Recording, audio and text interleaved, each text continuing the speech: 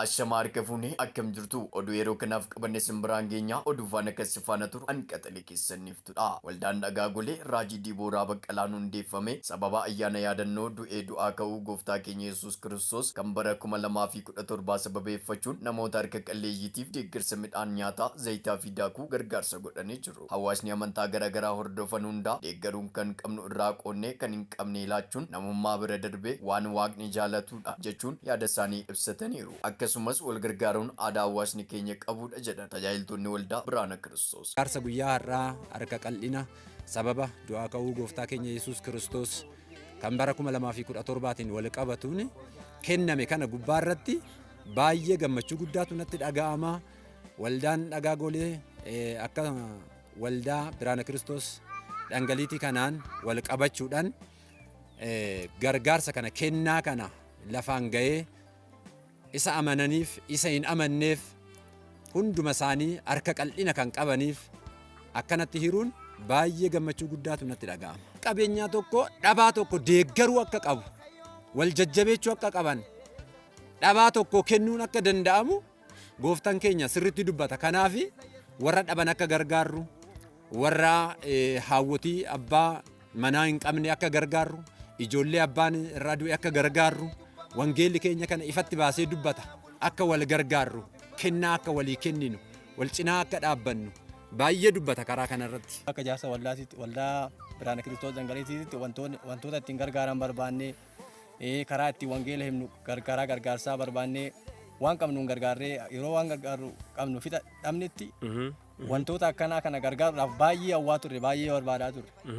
Kanatti aansuudhaan immoo wanti nani jechuu barbaadu akkasuma warroota waldaa dhagaa gooleetirra jirtan warra waan qabdanirraa fuutanii too waan qabdan kana gara keenya ergitanii rakkatoota akka gargaaruuf nu gargaartaniif akkasin jedhaan Waaqayyo jireenya keechan kiisii keechan mana keechan hojii keechan hunduma isin haa eebbisu jechaa eebbisaa itti dabaluudhaan wanti nani jechuu barbaadu gammachuu guddaan akka waldaa keenyatitti namoonni amanan namoonni naman dhufanii raawwatanii kennaa kana nurraa fudhachuudhaan kennaa isa nurraa fudhatan kanaan immoo itti gammadanii waaqa isaanii eebbisaa nullee eebbisaa akkasuma warra kennaniifis eebbisaa akka galan asumaan hunda keenyan akka itti gammanne akkasuma warri fudhatanis nus akka itti gammanne asumaan isin beeksifna.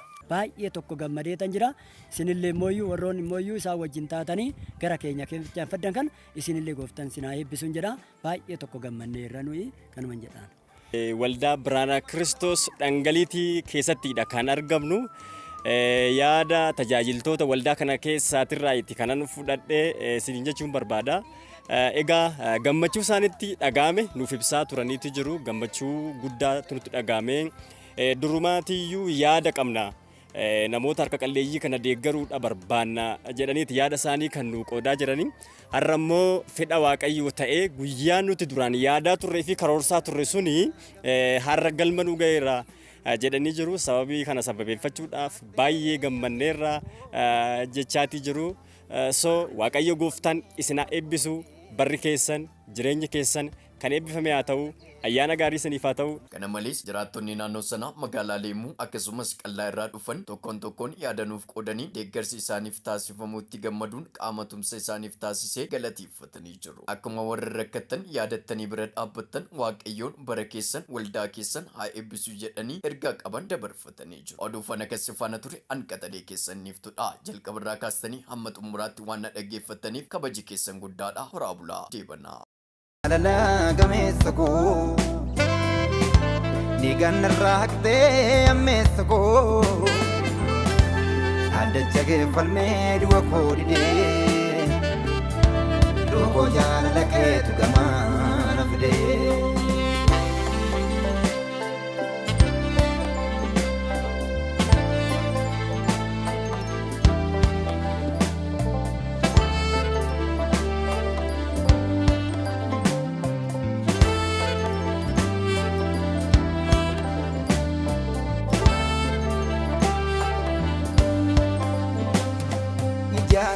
Fayyina seenaa gaara fannoo kayyoomuun xinnaannee taateessa guddicha sin weeddisa Yesuus hundee fayyina koo asnaatti wakkannee lubbuu kee tokkicha.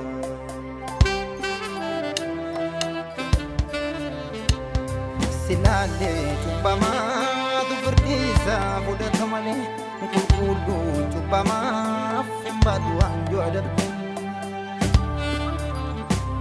Seerri jaalala kee garaa koo na nyaata yaadaan na deemsisa na fuudhate qalbii.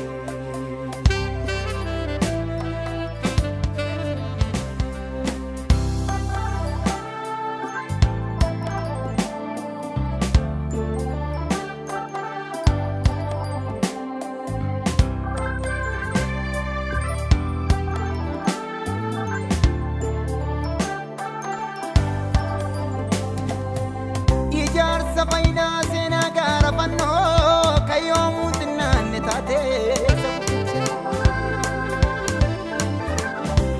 sin weeddisa Yesuus hundee fayyina koo wanti waaqan silaallee cubbamaatu firdii fudhata qulqulluun cubbamaaf hin baatu waanjoo dabbii. Seerri jaalala kee garaa koo na nyaata yaadaan na deemsisa na fuudhatee qalbii. Ani yommuu yaadu waa'ee jaalala kee qofaani dudubbata qalbiitu na butama. Nama na taasisee na roobuun dafqaa kee siin galateeffadha Yesuus jaalatamaa.